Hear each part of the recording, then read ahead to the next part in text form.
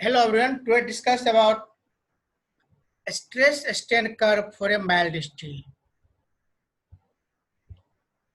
This diagram shows the various point A, B, C, D, E, F, etc.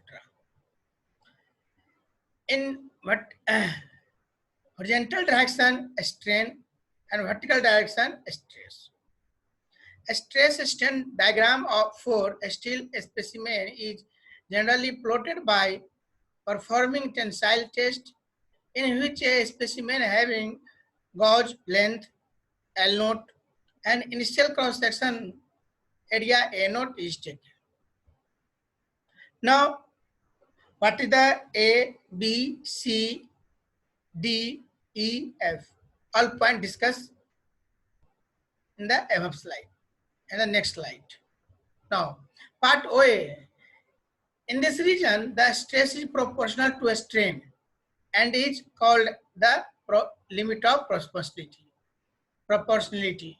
Part AB, after reaching A, change in a strain is rapid compared to that of stress, but still the material behaves elastically up to elastic limit B. C represent the upper limit and C also represents the lower limit point. Now part CD beyond yield point, the material starts flowing plastically without any significant increase in the stress and material undergoes large deformation. And part D, after reaching point D, the strain hardening is the material beings with necessity requirement of higher load and continued deformation. This phenomenon is called strain hardening. E represents the ultimate strains Fu. Part EF, when the stress reaching point E, that is the stress corresponding to the ultimate stress. The necking is material beings.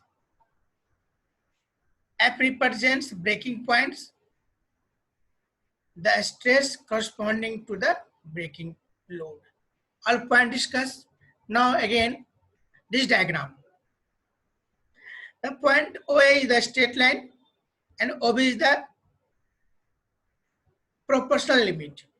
C is the highest point, then the curve is fall and C between the C and D, it is constant almost.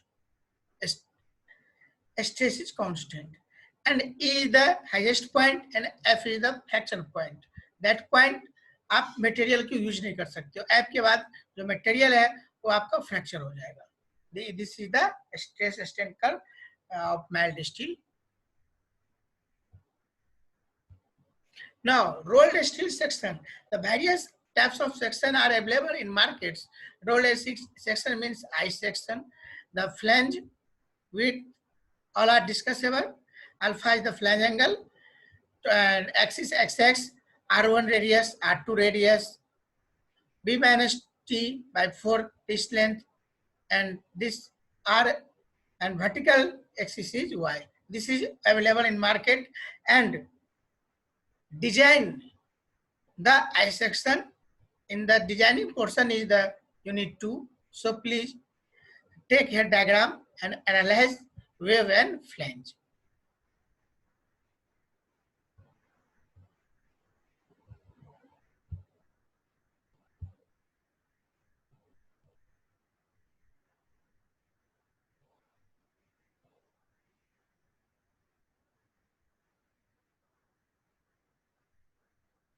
Similarly, channel section. Section is any type, channel sections, I section. Indian Standard Junior Channel, IS, JC, abbreviated. JC, Indian Standard Light Channel, that means ISLC, that is LC. Indian Standard Medium Weight, ISMC. And refer MC. Indian Standard Parallel Flange Channel, that is ISMSCP, that is MCP. This is the diagram. And also here represent the channel is the y-axis and y-axis, or y-axis and x-axis total depth is d, and r1 radius, r2 radius, b minus 2, b minus t the thickness, b the width by 2, angle of slope alpha, r2 is the toe or heel radius. Now angle section, Indian Standard equal angle section and Indian Standard unequal angle section. Now angle section, this is also written as angle section. This is also the angle section. R2 is the top diameter radius and R1 is the root radius. Similarly, unsymmetrical, this diagram shows the angle section unsymmetrical. Now T section, the various type of T section available in market. Indian Standard normal T bars abbreviated as ISNT, that is ISNT, that is NT. Indian Standard deep T bars ISDT, that is DT. Indian Standard light T bars abbreviated as ISLT, that is LT. Indian Standard medium T bars, that is ISMT, abbreviated as MT. Indian Standard heavy T bars abbreviated as ISHT, that is ISHT, that is HT. And diagram shows the toe, heel, total height, and etc. all are discussed. Now, limit state design. What is the difference between limit state design and working state design? Design philosophy, design methodology, working state method, ultimate state method, and limit state method. Further, limit state method classified as limit state of strength and limit state of serviceability. Safety at ultimate load and serviceability at working load. Now, working state method. Safety is ensured by limiting the stress of the material. The material is assumed to behave in linear elastic manner. In this approach, the stress strain behavior is considered to be the linear. Permissible stress is less than yield stress are factors of safety. Now details of at S 800 1984 permissible stress in stress structural members are provided. Axial tension, axial compression, bending tension, bending compression, average shear stress, bending stress, all points are given in the code also. So please see the code, and code is allowed in the exam, and so you have studied the code. Now USM, it is also referred to plastic design method.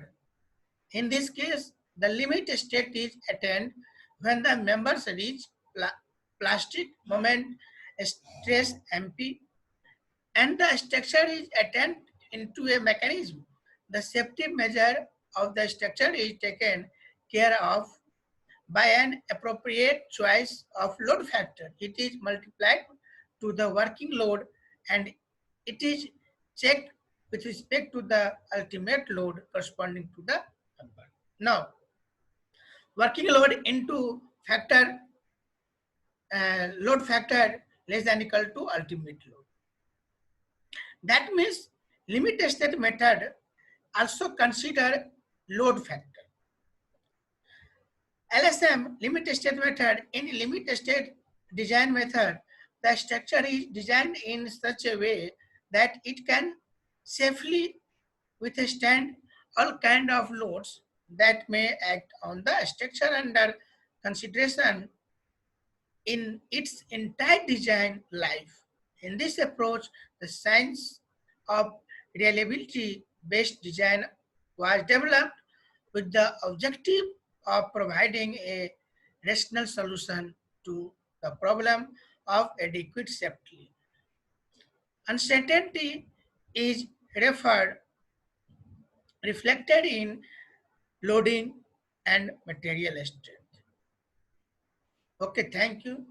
In this video lecture, you have discussed about the main thing is the stress strain curve. This is a very important term, and many times uh, asked in AKT syllabus, competition exam. It is very compulsory. What the diagram represent at point A, B, C, D, E, F. If you have study stress strain curve deeply, then your concept will be clear. Okay, thank you.